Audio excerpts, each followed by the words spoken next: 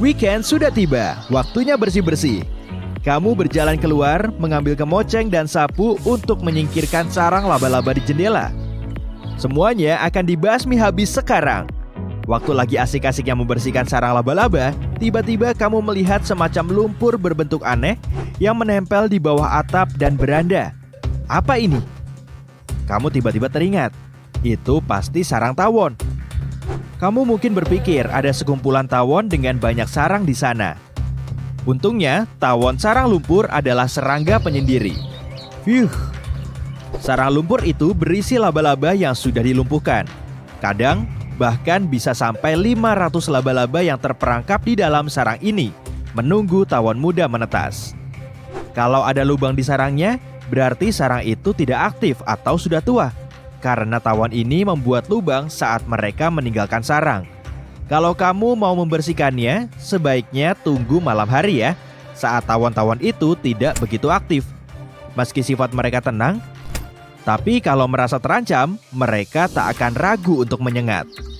Mirip seperti beberapa jenis hewan yang digabungkan menjadi satu serangga, anjing tanah, atau yang mungkin lebih dikenal sebagai orong-orong, adalah salah satu serangga yang terlihat menyeramkan.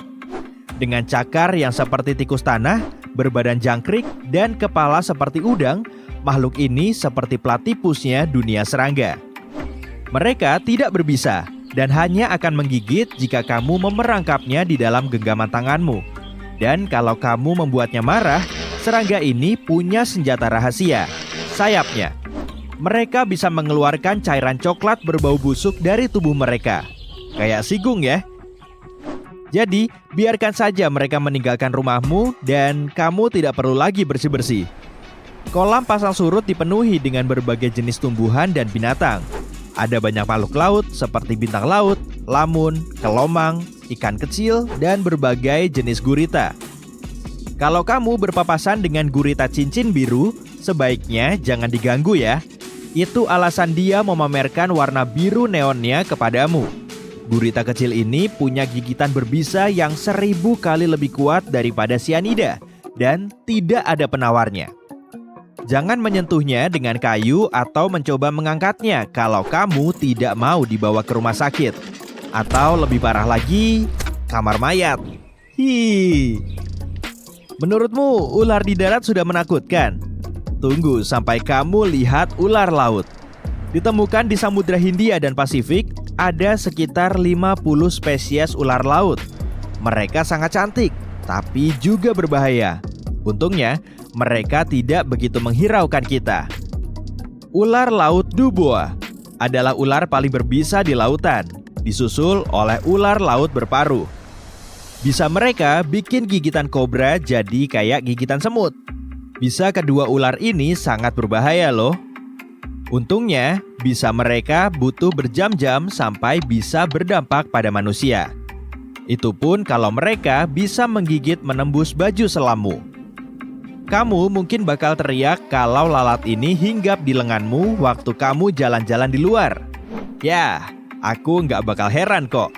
Lalat kalajengking, sesuai namanya, punya ekor melengkung yang mirip seperti penyengat kalajengking. Tapi tenang, ekornya ini cuma dipakai saat mereka kawin. Lalat ini juga punya kepala panjang seperti paruh yang digunakan untuk makan setelah mencuri serangga yang tertangkap di jaring laba-laba. Untuk menemukan pasangan sempurna, mereka suka memberikan hal yang setara dengan sekotak coklat dan bunga, yaitu air liur mereka. Romantisnya. Kalau kebetulan kamu lagi di Afrika, kamu mungkin gak akan melihat burung besar ini kalau tidak memperhatikan.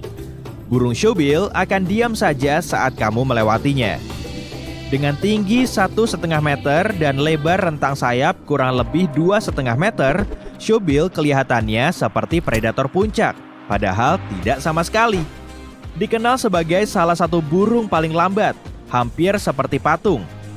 Syubil cuma makan ikan di dekat permukaan air, tanpa memedulikan sekitarnya. Burung ini sama sekali nggak takut sama manusia. Meski nggak bakal nyamperin dan berbasa-basi dengan kita, mereka nggak masalah kalau kita mau mendekat buat foto-foto. Kalau kamu mendengar suara cicit kecil waktu berada di kebun, itu mungkin tikus, tupai, atau seekor kumbang badak yang memperingatkanmu bahwa kamu terlalu dekat. Mereka suka berisik kalau terganggu. Dengan tanduk besar menyeramkan di kepala mereka, tampaknya mereka bisa membela diri dengan itu. Tapi itu mustahil. Fungsi tanduk itu cuma untuk menyingkirkan daun dan ranting yang menghalangi jalan mereka, serta menghentikan pejantan lain masuk ke area kumbang betina. Enggak cuma punya tanduk di kepala, mereka juga kuat banget loh. Kumbang ini bisa mengangkat 850 kali bobot mereka. Itu sama kayak kita bisa mengangkat bobot 65 ton atau 11 gajah. Kamu mau coba? Aku sih, no. Kebanyakan ditemukan di China. Tufted deer atau rusa berumbai kelihatan menggemaskan dengan jambulnya. Benar, tapi tunggu sampai dia menoleh. Astaga, itu rusa vampir. Untungnya hewan ini tidak menghisap darahmu atau memakai jubah. Hanya taring pejantannya yang tumbuh saat musim kawin. Taring itu menggantikan tanduk untuk mempertahankan wilayah dan betinanya. Taring ini lebih seperti gading kayak di gajah, bukan gigi. Mereka nggak cuma punya taring, tapi juga menggonggong seperti anjing dan kabur kayak kucing kalau mereka takut. Langit merah waktu petang mengagumkan. Langit merah waktu pagi menyemangati. Tapi, apa kamu tahu soal pasang merah? Pasang merah adalah kumpulan alga beracun yang naik dari dasar laut setelah badai besar. Alga ini tampak seperti tumpahan saus tomat atau karat di air, tapi sangat berbahaya bagi kehidupan di sekitarnya. Ikan dan biota laut akan mencoba kabur begitu terpapar alga beracun ini di air. Alga ini tidak berbahaya bagi manusia yang terpapar. Tapi kalau kamu makan seafood yang terkontaminasi racunnya, akibatnya bakal lebih serius. Jadi, kalau laut berwarna merah, menjauhlah dari air. Beberapa laba-laba suka muncul dengan warna cerah untuk menunjukkan bahwa mereka berbahaya.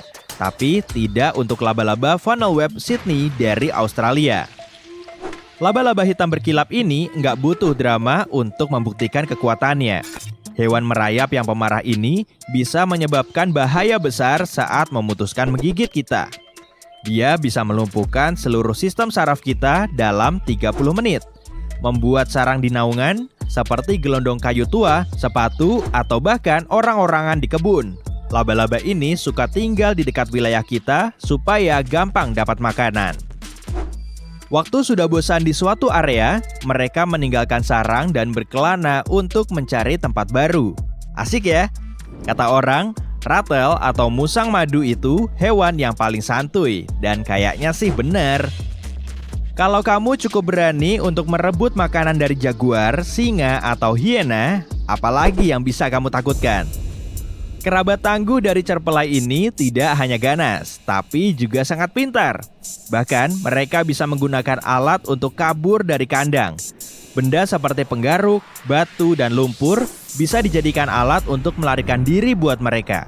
Selain kemiripan fisiknya dengan sigung, ratel juga memiliki kelenjar berbahaya di ekornya yang bisa mengeluarkan bau yang tajam. Jadi, mereka itu tangguh, bau, punya kulit lentur dan kuat. Dan untuk melengkapi itu, mereka juga punya imunitas kuat terhadap kalajengking dan ular. Kalau kamu berpapasan dengan ratel, sebaiknya jangan usil ganggu deh. Kita enggak bakal menang. Pernah dengar jamur stroberi dan krim? Gak pernah ya? Gimana kalau nama lainnya jamur gigi berdarah? Jamur ini tidak beracun, tapi rasanya pahit sekali. Kamu bakal berpikir 2 kali sebelum mencicipinya. Saat masih muda dan tumbuh, ada jeli merah yang keluar dari pori-pori jamur putih ini. Cairan lengket itu adalah getah yang dikeluarkan karena jamur itu menyerap terlalu banyak air. Tapi, penampilan jamur dewasanya membosankan kalau dibandingkan dengan itu. Cuma warna krem kayak jamur biasa. Di bawah kanopi jamur tempat produksi sporanya, struktur jamur ini mirip seperti gigi yang membuatnya makin aneh. Tasmanian Devil memiliki reputasi mudah marah saat terancam, bertarung dengan pejantan lain, atau saat berusaha mendapat tempat buat makan malam. Mereka disebut devil karena suka memamerkan gigi, menyerang, dan punya salah satu jeritan paling menyeramkan yang pernah kamu dengar di tengah malam. Mereka juga akan memakan hampir semua yang bisa mereka masukkan ke dalam mulutnya. Mereka jarang menyerang manusia, tapi tentu akan membela diri kalau sudah terpojok.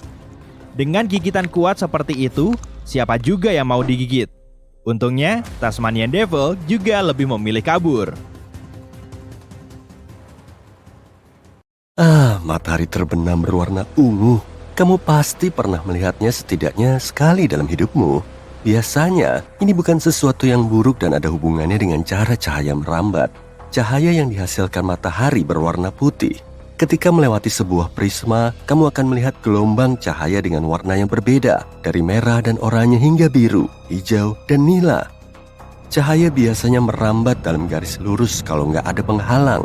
Gelombang cahaya yang lebih pendek, termasuk warna biru dan ungu, akan lebih mudah tersebar ketika bertemu dengan penghalang, seperti molekul dan aerosol di atmosfer. Karena matahari berada rendah di cakrawala saat terbenam dan terbit, cahayanya harus melewati lebih banyak molekul yang menyebarkan cahaya ungu dan biru. Warna yang ditangkap oleh matamu adalah kuning, oranye, dan merah. Tapi dengan kondisi yang tepat, kamu bisa melihat langit ungu yang indah loh. Kadang-kadang langit ungu muncul karena alasan yang jauh lebih menakutkan. Bisa disebabkan oleh badai, kebakaran hutan, atau badai debu. Konsentrasi uap di udara meningkat dan cahaya menyebar lebih banyak dari biasanya. Debu, matahari yang terbenam, dan tutupan awan yang rendah semuanya berkontribusi pada peristiwa alami ini. Langit berubah jingga dan merah saat senja kalau cahaya masih cukup. Kemudian memancarkan warna merah muda yang bercampur dengan langit biru gelap di atasnya. Ingat nggak apa yang terjadi kalau kamu mencampurkan warna merah muda dan biru? Ya, kamu akan mendapatkan warna ungu. Gak semua badai membuat langit menjadi ungu. Mencoba untuk memprediksi apakah badai itu akan terjadi sama seperti mencoba meramalkan pelangi. Namun, orang-orang melaporkan beberapa badai besar yang membuat langit berubah menjadi ungu. Langit hijau mungkin terlihat spektakuler seperti langit ungu, tapi sebenarnya langit hijau juga menandakan bahaya. Warna ini biasanya menandakan badai petir, badai es, atau tornado sedang terjadi di sekitarmu. Warna yang unik ini adalah hasil dari sinar matahari berwarna kuning yang bercampur dengan cahaya biru yang berasal dari awan badai. Kamu sedang menikmati hari yang cerah di tepi laut dengan angin sepoi-sepoi menerpa rambutmu. Ketika tiba-tiba kamu melihat air mulai surut dari pantai dengan kecepatan tinggi. Ini tanda untuk mulai berlari secepat dan sejauh mungkin dari pantai. Kemungkinan besar tsunami akan datang. Reaksi yang cepat akan memaksimalkan peluang selamat. Kalau kamu melihat permukaan air laut naik, tapi nggak terlalu ekstrim, itu bisa menjadi tanda lain dari tsunami yang mendekat. Hal ini terjadi pada 40% kasus. Dan air yang datang adalah gelombang tsunami pertama. Gelombang berikutnya, yang jauh lebih besar dan lebih berbahaya, biasanya menyusul dalam waktu sekitar 10 menit. Hal lain tentang tsunami nih, tsunami sering datang dengan suara yang keras. Orang-orang menggambarkannya sebagai guntur, suara lokomotif, helikopter, atau ledakan keras. Kamu lihat nggak alur air berombak di pantai? Sebaiknya jauhi ya. Mungkin ada arus balik di bawah permukaan yang bisa sangat berbahaya. Terkadang, ombak menghantam pantai dengan cara yang aneh yang membentuk arus balik ini. Kamu mungkin melihat gelombang yang aneh atau area dengan warna yang berbeda dari air lainnya. Potongan rumput laut acak yang bergerak ke segala arah adalah tanda peringatan lain arus balik. Kalau terjebak dalam arus balik, cobalah untuk tetap mengapung, tapi jangan melawan arus. Kamu hanya akan membuang energi yang berharga. Berteriaklah minta tolong dan cobalah mengapung di sepanjang pantai. Begitu keluar dari arus, berenanglah secara diagonal ke pantai. Lain kali kalau melihat awan berbentuk kerucut di langit, ingat, ini adalah saat yang tepat untuk mulai mencari tempat berlindung. Kalau awan tetap seperti itu, badai besar akan datang. Namun kalau awan itu mulai berputar-putar, itu berarti awan tersebut akan berubah menjadi tornado. Kalau ada lebah di dekatmu, mereka bisa menyelamatkanmu dari masalah besar suatu hari nanti. Lebah-lebah kecil yang bekerja keras ini menjadi lebih aktif dari biasanya ketika merasa ada badai yang akan datang. Mereka akan mengumpulkan lebih banyak nektar lebih cepat sebelum badai menghantam. dan setelah selesai, mereka akan selalu kembali ke sarang 10 hingga 15 menit sebelum hujan lebat. Bahkan ketika nggak ada tanda-tanda yang jelas hujan akan datang. Rahasianya ada pada bulu-bulu super sensitif di bagian belakang yang bisa menangkap elektrostatik dari awan badai. Selama berabad-abad, orang-orang menyadari hewan-hewan bertingkah aneh beberapa hari sebelum peristiwa seismik besar. Anjing nggak bisa berhenti menggonggong, sapi berhenti mengeluarkan susu, dan kodok, tikus, dan ular meninggalkan sarang mereka. Sepertinya hewan bisa merasakan gelombang kejut awal yang lebih kecil yang bahkan nggak disadari oleh manusia. Ilmuwan mencoba mencari penjelasan yang tepat untuk hal ini dan melakukan berbagai tes dan eksperimen tanpa henti. Sejauh ini, mereka masih berusaha menjelaskan misteri ini. Kamu mencium bau ozon di udara nggak? Ketika badai petir terjadi, bau paling khas dan menyengat yang bisa dicium adalah bau ozon. Muatan listrik petir membebaskannya dari tempat yang lebih tinggi. Bau hujan lainnya yang lebih enak adalah petrikor. Air hujan membangunkan molekul-molekul pada tanaman, pohon, beton, dan aspal. Aromanya menyebar ke semua tempat. Kamu bahkan bisa merasakan bau itu di mulutmu. Semua ion positif di udara yang dilepaskan oleh petir akan bercampur dengan ozon dan air liurmu. Dan begitulah kamu merasakan logam yang pahit. Ketika petir akan menyambar, kamu mungkin mendengar suara berderak, berdengung, atau bergetar yang aneh yang berasal dari benda-benda logam di dekatnya. Telapak tanganmu mungkin mulai berkeringat. Lalu, kamu merasakan bulu kudukmu berdiri. Itu adalah panggilan yang jelas untuk bertindak, dan tindakan itu adalah lari menyelamatkan diri. Muatan positif mengalir melalui tubuhmu, mencoba meraih bagian badai yang bermuatan negatif. Percaya deh, kamu nggak ingin muatan-muatan ini bertemu.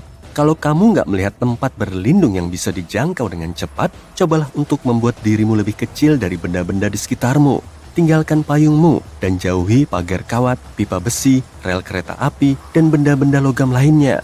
Dan jangan berbaring di tanah. Kemungkinan besar tanah itu basah, yang artinya konduktor listrik yang bagus. Kalau kamu tiba-tiba melihat ada celah-celah di aspal di samping rumahmu, bisa jadi itu adalah tanda peringatan lubang runtuhan. Periksalah bagian dalam rumah. Apakah pintunya mulai macet? Atau mungkin ada celah di tempat pertemuan dinding dan langit-langit? Lemari dan laci dapur yang gak rata, lantai yang miring, tangga yang mulai miring, air yang bocor setiap kali hujan, dan molding yang bergeser. Semuanya merupakan tanda-tanda lubang runtuhan akan segera terbuka. Untuk mengetahui apakah itu benar-benar lubang runtuhan dan seberapa berbahayanya, kamu harus berkonsultasi dengan perusahaan konstruksi. Kalau kamu menemukan lubang runtuhan yang sudah ada di sana, kamu harus menjauhinya. Buat pagar atau ikat tali agar nggak terlalu berbahaya bagi orang lain. Kamu akan butuh bantuan profesional untuk memperbaikinya. Beberapa gunung berapi berteriak ketika akan meletus. Gempa bumi kecil yang sering terjadi sebelumnya menghasilkan dengungan. Sebagian besar nggak terdengar oleh telinga manusia, tapi kadang-kadang mencapai frekuensi yang memungkinkanmu mendengarnya sebagai suara gemuruh atau desisan aneh yang berasal dari tanah. Suara ini dikenal sebagai getaran harmonik. Pada beberapa gunung berapi, ini adalah suara gelembung magma yang bergetar ketika melewati celah-celah di kerak bumi.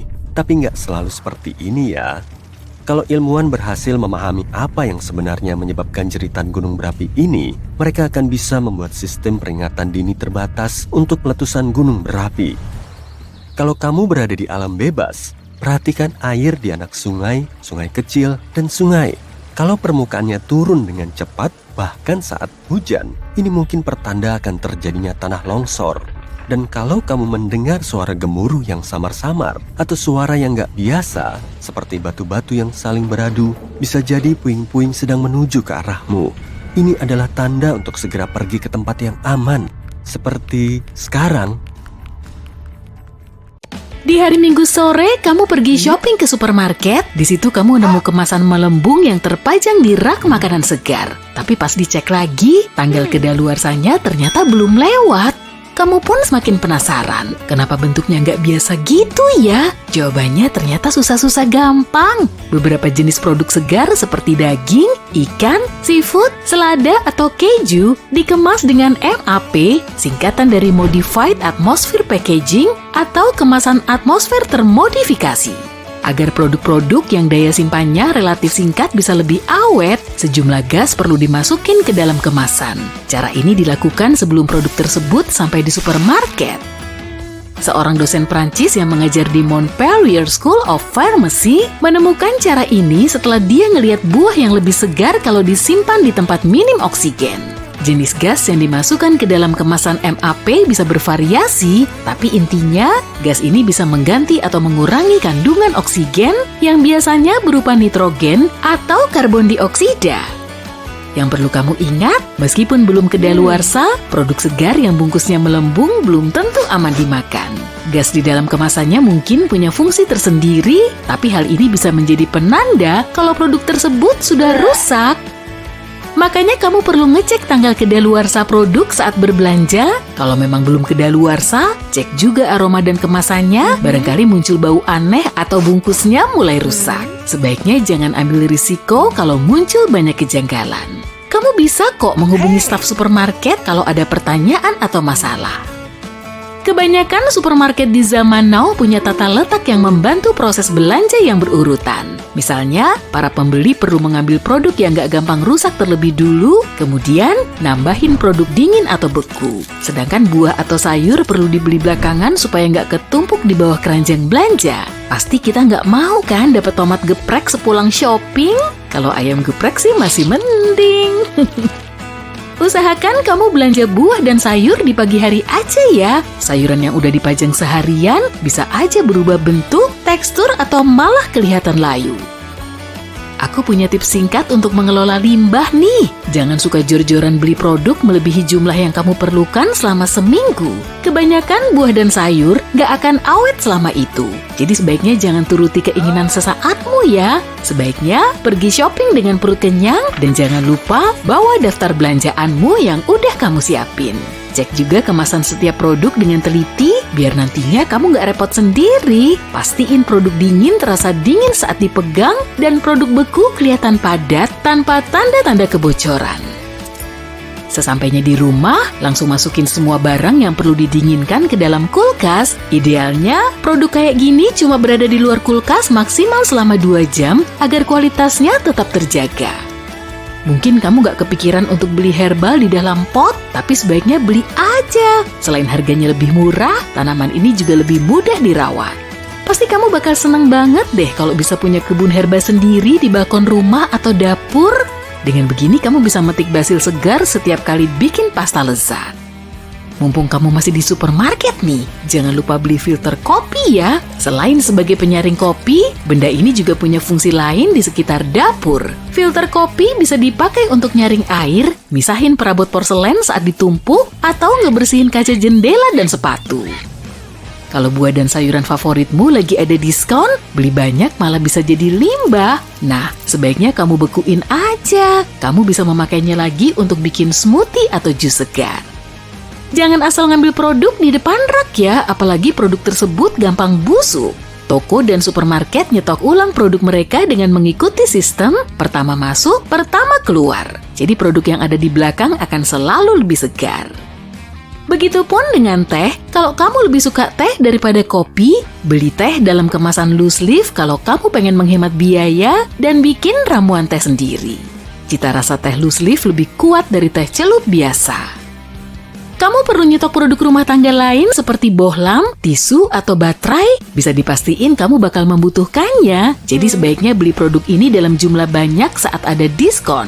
Semua produk ini nggak akan terbuang sia-sia. Apalagi kalau remote TV-mu tiba-tiba mati, baterai di rumahmu masih tersedia, dan kamu nggak perlu ngamuk-ngamuk nggak jelas karena kehabisan baterai. Jangan keseringan pergi shopping cuma untuk beli satu barang. Ini nggak efisien dan kemungkinan besar kamu malah akan beli barang lain yang sebetulnya nggak kamu perlukan. Makanya, kamu perlu bikin daftar belanja. Kamu juga perlu nyatet semua isi kulkasmu minimal 2 kali seminggu. Rencanain menu makanan yang mau kamu konsumsi 1 minggu sebelumnya untuk mengurangi belanja impulsif. Ngapain juga kan beli-beli barang lain yang gak diperlukan kalau kamu udah bikin listnya? Selain itu, kamu perlu bikin kreasi dari makanan sisa dengan tambahan herba dan bumbu lain biar gak jadi limbah begitu aja. Taruh hasil kreasimu ini di dalam wadah transparan biar gampang dilihat. Kamu perlu menganggapnya sebagai bahan makanan, bukan sebagai sisa. Pakai aja sisa pasta atau sayuranmu untuk bikin frittata dan omelet, blender sayuran matang dengan tomat untuk dibikin saus pasta, atau siapin makan siang untuk esok hari dari daging dan sayuran. Untuk nyelamatin makanan sisa biar nggak mubazir, kamu juga bisa mengolahnya menjadi sup. Hidangan sampingan dari sayuran semalam bisa jadi makan siang sehat cuma dengan nambahin kaldu. Roti sisa juga bisa diolah lagi, potong secara diagonal, taburi dengan bumbu herbal dan minyak zaitun, lalu panasin di oven selama beberapa menit. Dengan begini, kamu akan dapat kruton buatan sendiri untuk supmu. Buat tambahan aja nih, waspadai bahan yang nggak kamu kenal atau nggak bisa kamu sebutin namanya ya. Kalau di kemasannya ada lebih dari 5 bahan, sebaiknya jangan dibeli.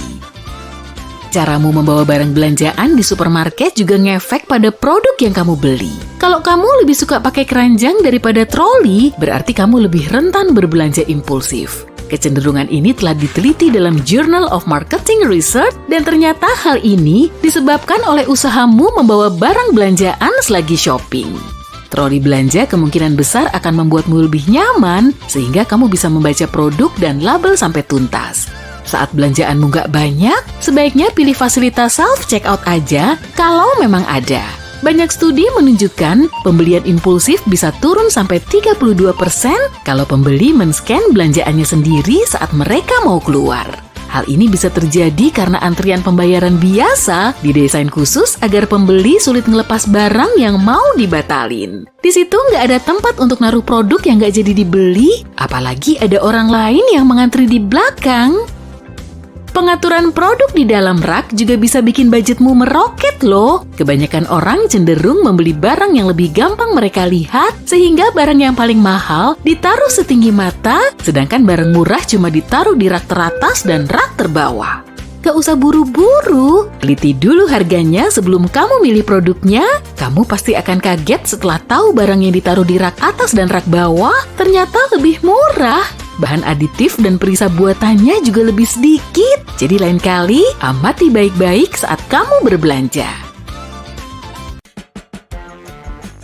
Saat lagi keliling kota, kamu terus-terusan pakai GPS, menjepret foto sampai ribuan kali, dan video callan dengan temanmu tiap 10 menit. Tahu-tahu, baterai ponselmu tinggal 12%. Padahal, kamu harus masih live streaming pesta kembang api, booking kamar hotel yang mau kamu singgahi, dan nyari rute menuju ke lokasi. Berarti, kamu perlu nyari cara buat menghemat baterai ponsel. Akhirnya, kamu menutup aplikasimu satu persatu. Dadah aplikasi Messenger dan pengedit foto. All shop-nya libur dulu deh.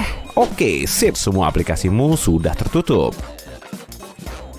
Tapi kok baterainya malah tinggal 7%? Karena pengen memanfaatkan sisa bateraimu dengan baik, kamu menanyakan solusinya ke Mbah Google. Dan ternyata, menutup aplikasi di background malah lebih menguras baterai daripada cuma membiarkannya. Saat kamu menutup aplikasi, ponsel akan menghabiskan baterainya untuk menutup dan membersihkan aplikasi tersebut dari RAM. Kalau kamu membukanya lagi, konsumsi bateraimu malah akan bertambah. Tapi, kalau kamu cuma membiarkannya dengan beralih ke aplikasi lain, aplikasi pertamamu itu akan tersimpan di RAM, menetap di situ dalam keadaan siap dibuka lagi dalam kondisi yang sama. Responnya nggak akan menghabiskan baterai, waktu, dan datamu.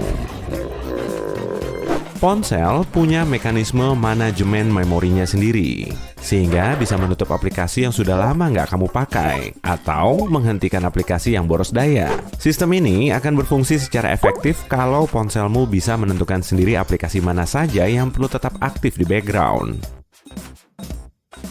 Waduh, dengan baterai segitu, ponselmu pasti akan segera mati. Buruan, cari hotel di dekat situ aja. Ada juga yang nyaranin, sebaiknya biarkan baterai ponsel sampai kosong melompong baru boleh dicas. Tapi menurut internet, itu cuma mitos. Baterai ponsel keluaran 10 tahun lalu memang lebih awet kalau dicas setelah habis. Tapi baterai lithium ion pada ponsel model baru sebaiknya dicas pada daya 30-80%. Kalau presentasenya lebih rendah, kamu cuma akan memperparah siklus pengisian yang mubazir. Siap-siap aja ya buat gonta-ganti baterai tiap 6 bulan sekali. Oke, ponselmu perlu segera dicas tuh, biar kamu bisa nonton kembang api sambil live streaming. Oh iya, kan ada pengisian cepat. Kamu pun segera melepas casing ponselmu. Kebanyakan casing terbuat dari bahan yang bisa menahan panas, sedangkan baterai lithium-ion berfungsi efektif saat suhunya dingin. Sip, suhu yang terlalu panas membuatnya lelet dan gampang rusak. Jadi, makin panas suhunya, makin lelet proses pengisiannya. Kamar hotelmu dilengkapi dengan tempat pengisian baterai nirkabel, tapi nggak kamu pakai karena energi lebih cepat berpindah melalui kabel fisik. Selain itu, energi yang menyebar di charging pad dan sandarannya bikin ponselmu makin panas. Port USB di komputer nggak akan merusak gadget karena tegangan listriknya lebih kecil, tapi prosesnya akan molor sampai 2 kali, dan akhirnya kamu tetap memilih stop kontak dinding.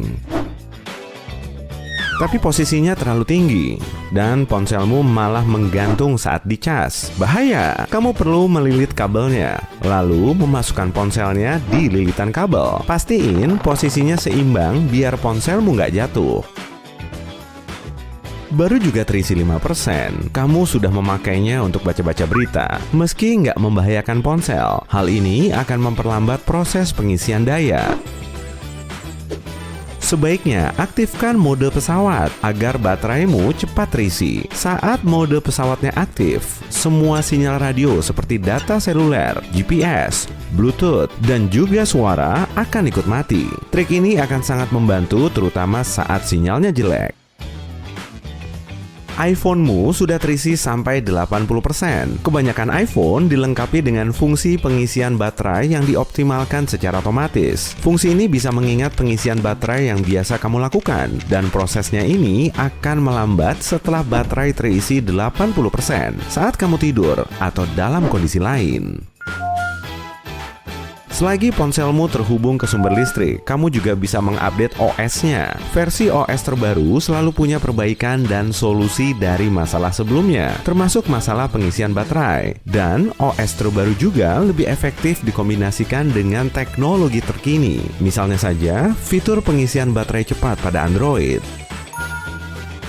Beres, saatnya nonton kembang api. Dalam perjalanan ke lokasi, kamu melihat toko yang menjual pengisi baterai cepat. Kamu memang selalu skeptis dengan alat ini, tapi si penjaga toko mulai meyakinkanmu. Selain aman digunakan, pengisian baterai ini bisa mengecas sampai 60% cuma dalam rentang waktu 10 menit sampai 30 menit. Setelah itu, kecepatannya kembali normal agar arus listrik yang masuk gak kebanyakan. Tersedia juga pengecas baru yang bisa kamu pilih. Pengecas yang berkualitas, punya mekanisme keamanan bawaan seperti pengecas asli yang nggak akan merusak ponsel. Kalau ponselmu bisa dicas dengan 12 watt, pengecas 10 watt akan mempercepat proses pengisian baterai. Dan kebanyakan pengecas ponsel berfungsi pada daya 5 watt. Kabel yang bagus juga bisa ngaruh loh. Di dalam pengecas ada 4 utas kabel. 2 diantaranya untuk transfer data dan 2 lainnya untuk mengisi baterai. Utas ini juga bisa mengatur batas kecepatan pengisian baterai. Lalu, si penjaga toko bilang, kalau mau ponselmu terisi cepat, kamu juga bisa mengganti kabel standar dengan yang berkualitas. Kamu terlalu fokus mendengarkan penjelasannya sampai nggak sengaja menumpahkan soda ke pengecas lamamu. Harus diganti tuh. Tetes air ataupun sedikit keringat saja bisa memperlambat prosesnya atau malah merusaknya. Penjaga toko itu juga memeriksa lightning portmu. Kalau ada tumpukan debu dan serat, pengecasmu nggak akan bisa ngisi baterai secara kilat. Lalu, dia membersihkan semua kotoran yang menumpuk dengan tusuk gigi. Kamu pun bisa melakukannya sendiri di rumah. Dia juga memberimu manual tentang cara menghemat baterai, dan kamu membacanya sambil jalan. Jadi, terlebih dulu kamu perlu mengganti wallpaper. Umumnya, ponsel model baru memiliki display OLED. Saat kamu memasang wallpaper gelap, ponselmu nggak akan boros daya, karena ponsel nggak perlu lagi menerangi piksel hitam. Jadi, kalau area layarnya semakin gelap, bateraimu juga makin awet. Kemudian, kamu perlu mengaktifkan dark mode. Mode ini sangat menghemat baterai. Buka Settings, Display, and Brightness, lalu pilih opsi Dark. Aktifkan secara otomatis saat mataharinya terbenam atau terbit setiap hari. Di Android, buka Display, Advanced, lalu cari Device Theme di bawah daftar fitur. Kalau sudah, aktifkan pengaturan Dark. Kamu bisa menonaktifkan mode kecerahan otomatis di settings, accessibility, display, dan text size. Mode ini sebenarnya menguras baterai karena bisa mengumpulkan dan menganalisis data terkait kondisi sekitar agar bisa menentukan tingkat cahaya yang tepat. Di Android, kamu bisa buka settings, display, kemudian pilih disable auto brightness atau adaptive brightness. Dengan begini, kamu bisa mengatur kecerahan layar secara manual sesuai kebutuhanmu. Atur juga waktu kunci otomatis hingga minimum. Kalau layarmu segera mati saat nggak dipakai, konsumsi energinya juga lebih sedikit. Untuk mengaturnya, buka Settings, Display and Brightness, Auto, Lock. Di Android, buka menu Settings, Screen atau Display. Di sini, kamu bisa memilih periode waktu yang tepat di bawah timeout atau screen timeout. Langkahnya bisa diikuti kan? Udah mau malam aja nih, tapi mataharinya masih kelihatan. Wah, bagus dong. Apalagi kalau baterai ponselmu nggak tahan dengan suhu ekstrim. Jadi, sebaiknya jangan taruh ponsel di kursi mobil yang terkena sinar matahari langsung. Taruh ponselmu kalau suhunya di atas 35 derajat Celcius. Begitupun saat suhunya dingin. Bateraimu akan ngedrop, meskipun kondisinya kembali normal setelah suhunya hangat. Hal ini nggak bisa berdampak buruk buat ponselmu. Ping! Ada email promo masuk tuh. Biar kamu nggak bolak-balik ngecekin ponsel, sebaiknya atur notifikasi emailmu tiap 30 menit, 1 jam, atau periksa aja secara manual kalau email yang masuk nggak begitu penting. Kamu bisa mengatur intervalnya di Settings, Account and Passwords, di bawah Fetch New Data. Semakin lama intervalnya, akan semakin banyak energi yang bisa kamu pangkas. Di Android, masuk ke menu Settings, lalu pilih Email. Di bagian Common Settings, tekan menu Settings, pilih Account untuk menyesuaikan settings, kemudian tekan Sync Settings, Sync Schedule, Set Sync Schedule, dan pilih interval yang kamu butuhkan. Bateraimu masih cukup buat nyari lokasi pesta kembang api tadi. Dan ternyata lokasi persisnya ada di atas bukit. Wow, bagus banget. Sip, saatnya matiin layanan lokasimu dan mulai live streaming. Viewermu pasti udah nungguin. Saat lagi apes-apesnya ketemu hewan ganas, kamu pasti nggak kepikiran bakal ngalamin situasi berbahaya kayak gitu kan? Padahal para predator handal sangat lihai berkamuflase. Menurutmu, hewan apa aja sih yang punya kemampuan seistimewa ini? Ular bisa aja menggigitmu secara tiba-tiba sebelum kamu tahu keberadaannya. Hewan melata ini udah ngincer kamu dari tempat ngumpetnya. Diperkirakan ada 4,5 juta orang yang digigit ular setiap tahun. Dan apesnya lagi, manusia nggak mampu berbuat banyak di hadapan ular yang kadar bisanya paling tinggi. Inilah jumlah bisa maksimum yang tertampung di kelenjar bisa dalam satu periode waktu. Dan pastinya, jenis reptil ini juga jago ngumpet. Oke, kenalan dulu sama gabun viper atau bandotan gabun. Tapi sebaiknya jaga jarak aja lah, nggak usah deket-deket. Spesies ular ini bisa ditemukan di sabana dan hutan subtropis di Afrika Barat seperti Pantai Gading, Ghana, Guinea, Liberia, Sierra Leone, dan Togo. Panjang rata-ratanya sekitar 1-2 meter dan beratnya mencapai 9-11 kg. Pantes aja, gabun viper termasuk ular berbisa paling besar sekaligus paling berat.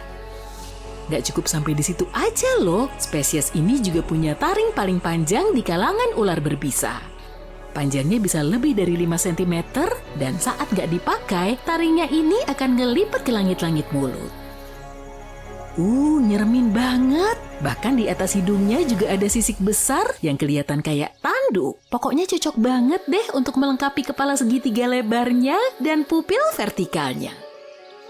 Sebagai hewan penyergap, gabun viper sering menang banyak karena memiliki sisik berbintik abu-abu kecoklatan. Ular bernama Latin Baetis gabunica ini adalah pemburu malam yang suka main cantik. Cara berburunya yaitu dengan diam sambil nunggu di balik rerimbunan di tengah hutan. Dan setelah mangsanya lewat, si ular bisa langsung hap.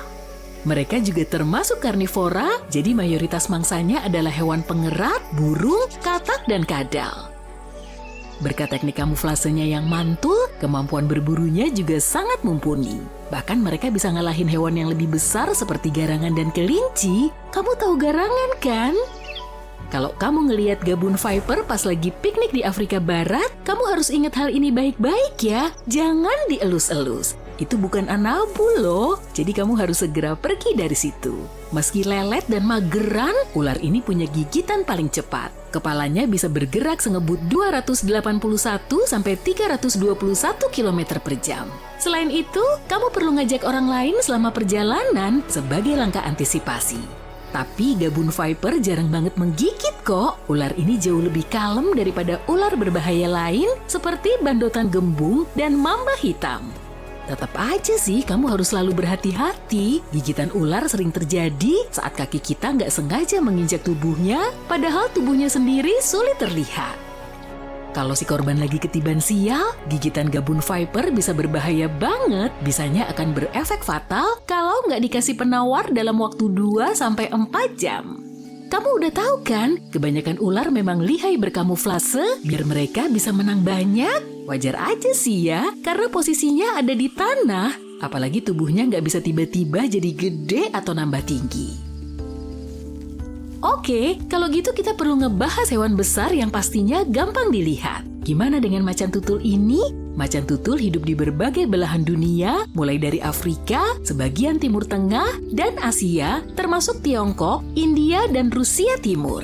Berat rata-rata macan tutul berkisar dari 50 sampai 91 kg. Panjang tubuhnya sekitar 2 meter dan ekornya 1 meter. Bulu macan tutul biasanya berwarna kuning di bagian atas dan putih di bagian bawah. Di seluruh tubuhnya juga ada bercak gelap yang ngebentuk pola roset. Perbedaan pola bercak juga nunjukin variasi ras macan tutul.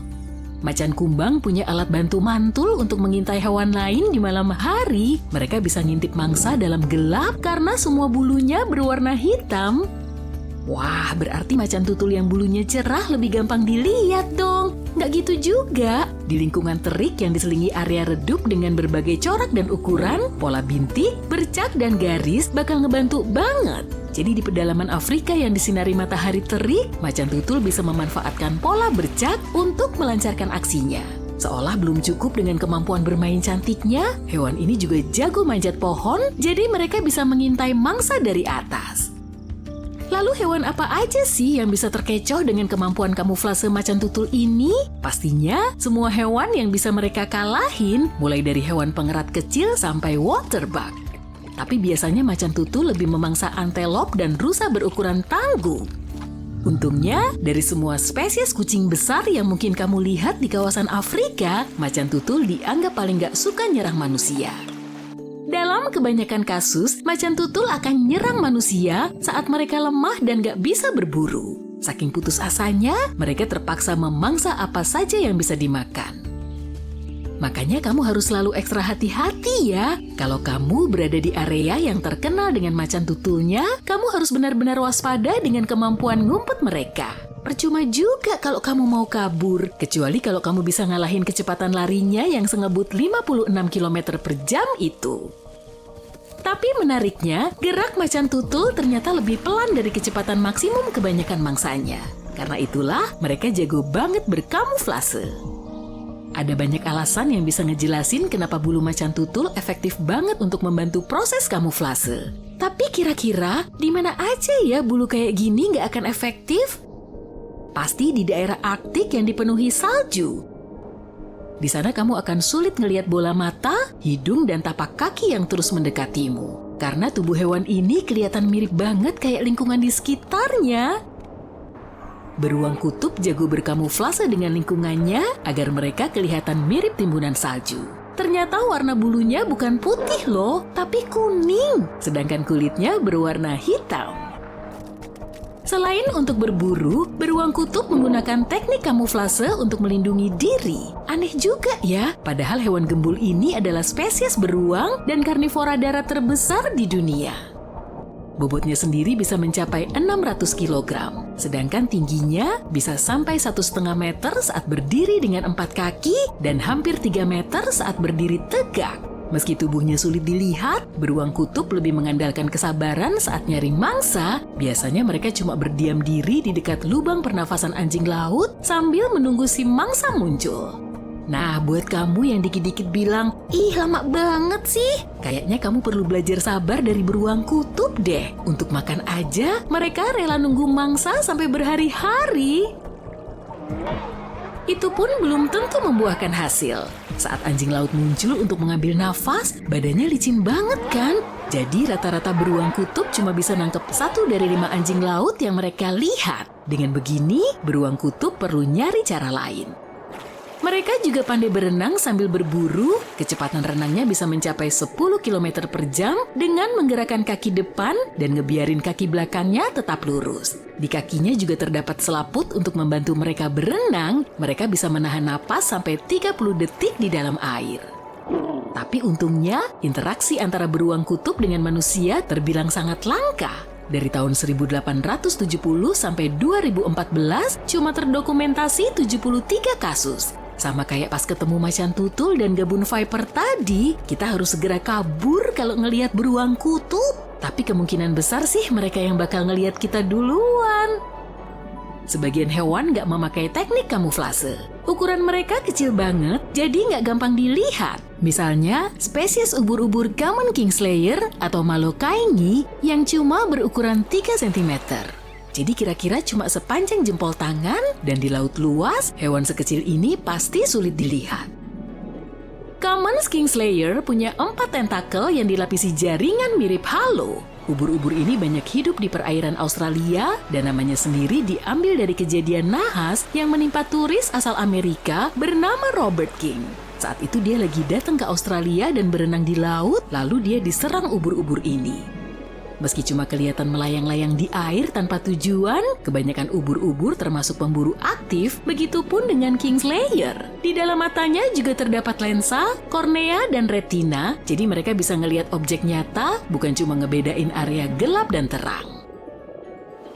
Meski ukurannya super mini, kingslayer sangat berbisa loh. Tadi kan udah dibuktiin sendiri sama Robert King, dan saat disentuh, ubur-ubur ini akan nyemprotin bisa ke aliran darah mangsanya melalui sel penyengat mirip panah di dalam tentakel. Tapi kita bisa sedikit lega sih, karena ubur-ubur kingslayer nggak suka berinteraksi dengan manusia. Meski begitu, semua spesies ubur-ubur diperkirakan menyengat 50 jutaan orang setiap tahun. Makanya kamu perlu selalu waspada saat kamu berenang di laut ya. Oh, mereka ada di mana-mana. Kamu segera mengambil barang-barangmu dan berlari menuju jeep yang akan membawamu ke pusat evakuasi bawah tanah. Anjingmu mengikutimu. Dia tidak tahu apa yang terjadi. Kamu di luar dan bisa melihat para raksasa itu di jarak berkilo-kilometer sedang berjalan ke arahmu. Mereka ada banyak sekali, masing-masing setinggi patung Liberty. Pemimpinnya bahkan sedikit lebih tinggi dibanding gedung Empire State. Setiap raksasa punya wajah unik yang mirip dengan wajah manusia, tapi makhluk seram itu selalu menyeringai dan melotot. Semua orang di jalanan berlarian ke arah jeep besar. Kendaraan itu siap mengangkut orang, tapi kamu tertinggal di belakang. Satu langkah si raksasa jaraknya lebih dari 30 meter, jadi kamu berlari secepat mungkin. Kamu hampir mencapai jeep saat orang-orang itu meninggalkanmu. Kota sudah kosong sekarang. Kamu pun berlari ke arah rumah terdekat dan bersembunyi di basement. Pemimpin para raksasa meraung keras dan mengguncang seluruh kompleks. Kamu berlari ke bawah dan mengolesi minyak dan deterjen ke tubuhmu. Para raksasa itu punya penciuman tajam. Kamu memeluk anjingmu dengan erat dan menunggu hingga para raksasa itu pergi. Jantungmu berdebar kencang dan kamu mandi keringat. Setiap kali raksasa itu melangkah, tanah semakin berguncang lebih keras lagi. Ini artinya jarak mereka hanya tinggal beberapa kilometer. Beberapa detik kemudian, mereka berhenti. Kamu masih tetap bergeming, tapi kamu harus tahu apa yang terjadi. Begitu kamu bangkit, salah satu raksasa merobek atap rumah itu, dan kamu pun terlihat. Semua raksasa itu melihat ke arahmu seolah kamu adalah kue terakhir yang ada di stopless yang ingin mereka makan. Kamu membeku, berusaha agar tidak membuat gerakan mendadak, tapi anjingmu mulai menggonggong ke arah mereka. Kamu langsung lari saat salah satu raksasa mencoba meraih tubuhmu. Yang lainnya juga berusaha menangkapmu, tapi tangan mereka saling berbenturan. Dan kamu punya kesempatan untuk kabur. Kamu menemukan sepeda motor di jalan dan kabur secepat mungkin. Para raksasa itu mendengar dan mulai mengejarmu. Untungnya, tidak ada penghalang di jalanan. Wow, salah satu raksasa itu melompat melewati tubuhmu dan mendarat di sisi jalan. Yang lainnya tepat di belakangmu. Dan yang ada di depanmu ini membuka mulutnya lebar-lebar, siap menelanmu bulat-bulat. Kamu keluar dari jalanan dan menuju hutan. Tinggi pepohonannya hanya mencapai lutut para raksasa itu. Tapi setidaknya mereka agak sulit melihatmu. Hutan itu gelap sekali dan kurang cocok untuk ditembus dengan sepeda motor. Kamu berzigzag di antara pepohonan, tapi tiba-tiba sepeda motormu menabrak batu besar dan kamu terlempar ke sungai bersama anjingmu. Motormu meledak dan itu menarik perhatian para raksasa. Tapi kamu sudah hanyut terseret amukan sungai. Tak lama setelahnya, kamu berhasil berenang ke tepi sungai dan menarik napas dalam-dalam. Sekarang sudah malam, dan kamu segera membangun tenda. Kamu masih bisa melihat para raksasa itu di kejauhan, berjalan ke sana-sini seperti zombie. Sepertinya sebagiannya tidur sambil berdiri. Kamu yang bersembunyi di gua kecil menyalakan api dan memasak ikan lezat. Di sekitarmu sepi sekali. Kamu berada berkilo-kilometer dari para raksasa itu dan tersembunyi di dalam gua. Tapi raksasa yang tertinggi berhasil melihatmu dan meraung sambil mengguncang seluruh hutan. Raungan itu pun membangunkan para raksasa lainnya yang mulai menuju ke arahmu. Kamu segera mematikan api dan berlari ke arah hutan yang lebih lebat. Untungnya para raksasa itu cukup jauh sehingga kamu bisa menemukan pondok yang terbengkalai. Di sana, kamu melihat skuter dan ajaibnya, mesinnya berfungsi. Kamu langsung kabur. Kamu kembali ke jalan raya, tapi para raksasa itu melihatmu dan mulai mengejarmu. Sementara itu, anjingmu melakukan pekerjaannya, menggonggong ke arah monster itu untuk menakuti mereka, tapi tentu saja tidak membantu. Di depanmu ada terowongan yang menembus pegunungan, mengarah ke kota lain. Para raksasa berjalan ke sana-sini dan menghancurkan semua yang ada di depan mereka. Mata mereka yang melotot bersinar seperti lampu sorot dalam kegelapan. Kamu berhasil berkendara memasuki terowongan yang gelap. Di dalam situ terdapat banyak mobil yang bertabrakan dan terlempar. Kamu menemukan truk terbalik yang berisikan makanan. Kamu pun mengambilnya. Kamu bisa mendengar para raksasa di belakangmu sedang berusaha memasuki terowongan. Tiba-tiba, ada tangan yang terulur dan mencoba menarikmu, tapi ternyata mengambil mobil. Kamu cepat-cepat ke motormu sambil menggendong anjingmu, lalu berkendara hingga ujung terowongan yang satunya. Para raksasa itu masih berlarian, mencoba menerobos hutan. Kamu terus berkendara saat matahari mulai terbit. Kamu sendirian di tempat ini. Semua orang sudah pergi meninggalkan negeri ini. Kamu mampir di pom bensin untuk mengisi bahan bakar. Kamu tidur di motel pinggir jalan yang sudah ditinggalkan. Sudah 2 minggu berlalu sejak kamu melihat raksasa, tapi kamu memilih tetap tak terlihat. Selagi berkendara menyusuri negeri ini, kamu melihat beberapa raksasa berjalan-jalan dengan tenang. Kamu berhenti sebentar untuk mengagumi pemandangan itu. Ternyata kamu salah besar. Raksasa yang waktu itu mengejarmu tiba-tiba muncul entah dari mana. Kamu mulai ngebut, tapi mereka mulai berlari dengan tangan dan kaki. Melompat seperti gezel, mereka segera mendekatimu. Kamu mencapai danau besar dan terus berkendara di tepinya. Tiba-tiba, raksasa air muncul dari dalam danau dan mencoba meraihmu. Kamu langsung mengubah arah dan bersembunyi di hutan, menjauh dari jangkauan makhluk itu. Tapi, ada raksasa lain yang terus mengejarmu. Kamu berkendara sampai bertemu sekelompok orang yang berjalan bersama. Para raksasa itu ada di belakang mereka, tapi tiba-tiba mereka berhenti dan kabur. Awalnya kamu bingung, tapi kemudian kamu melihat kalau orang-orang itu memegang pengeras suara yang besar. Benda itu mengeluarkan bunyi berfrekuensi tinggi. Pasti bunyi itu yang mengusir para raksasa. Kamu memperkenalkan dirimu kepada orang-orang nomaden itu. Mereka menolak untuk dievakuasi. Memang tidak pernah aman untuk tinggal di satu tempat. Jadi mereka terus bergerak. Kamu pun bergabung dengan mereka. Mereka menceritakan semuanya dari awal. Sebulan yang lalu, para raksasa ini tiba-tiba terdampar di semua benua di dunia. Begitu terbangun, makhluk yang mirip manusia ini mulai menghancurkan semua yang ada di depan mereka. Kota besar dan kecil, mobil, semuanya. Makhluk ini bisa hidup di iklim yang berbeda, dari suhu membeku di utara hingga gurun yang panas membakar. Sepertinya, satu-satunya kelemahan makhluk-makhluk itu adalah bunyi berfrekuensi tinggi yang hanya bertahan sebentar. Bumi sekarang dikuasai para raksasa dan tak ada yang bisa dilakukan untuk menghentikannya. Selain punya penciuman yang tajam, penglihatan dan pendengaran makhluk seram itu juga sangat kuat. Karena itulah mereka bisa melihatmu, meski kamu cuma seukuran semut bagi mereka. Orang-orang memberitahu kalau rencana evakuasinya tidak berhasil. Para raksasa bisa merasakan getaran, bahkan di bawah tanah. Satu-satunya kesempatan buat bertahan dan hidup tenang adalah berlayar ke pulau yang jauh dari daratan utama. Malam kembali datang. Orang-orang nomaden ini terus bergerak alih-alih membangun kemah. Malam hari sebenarnya waktu yang tepat untuk bergerak karena saat itu sebagian besar raksasa tidur. Kamu diberitahu hal terpenting, jangan berisik. Kamu harus merelakan motormu karena kamu tiba di hutan raksasa. Di situ ada lusinan raksasa sedang tidur sambil berdiri di tanah terbuka. Apapun yang menyentuhnya akan membangunkan makhluk ini. Belum lagi suara yang akan mereka dengar. Orang-orang nomaden itu mengatur diri dan mulai bermanuver di sekitar para raksasa itu. Kaki raksasa itu seukuran bus besar. Kamu mengendap-endap di sekitar makhluk itu, tapi kakinya ada di mana-mana. Kamu berhasil melewati para raksasa itu, tapi seseorang di belakangmu tak sengaja menyentuh salah satu dari mereka. Makhluk itu pun terbangun kaget dan menyadarkan yang lainnya. Mereka terbangun dengan marah dan mulai mengamuk. Kamu dan orang-orang lain berhasil menyelinap ke pantai tanpa dilihat monster-monster itu. Setidaknya belum. Di sana ada kapal besar menunggu. Begitu semuanya siap, kapal segera angkat sauh. Para raksasa baru menyadari kapal itu setelah berada cukup jauh dari garis pantai. Tapi laut bukanlah halangan bagi raksasa. Makhluk itu pun mulai berenang secepat mungkin, menimbulkan ombak-ombak besar. Tapi ombak-ombak itu malah membawa kapalmu semakin jauh dari para raksasa. Dan begitu mereka mendekatimu, orang di kapal langsung menyalakan pengeras suara. Suara berfrekuensi tinggi itu membuat takut dan mengusir para raksasa. Kapal pun berhasil berlayar ke pulau terpencil, jauh dari bahaya.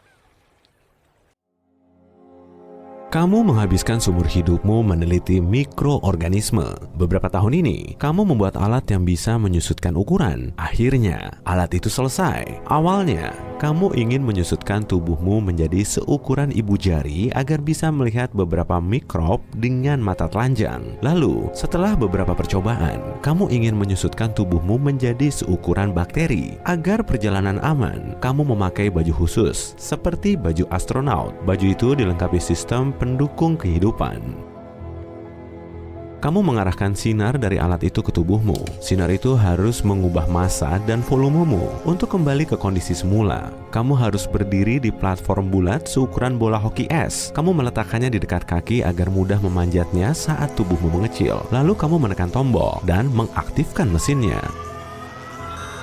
Oh, ada masalah. Mesin itu error.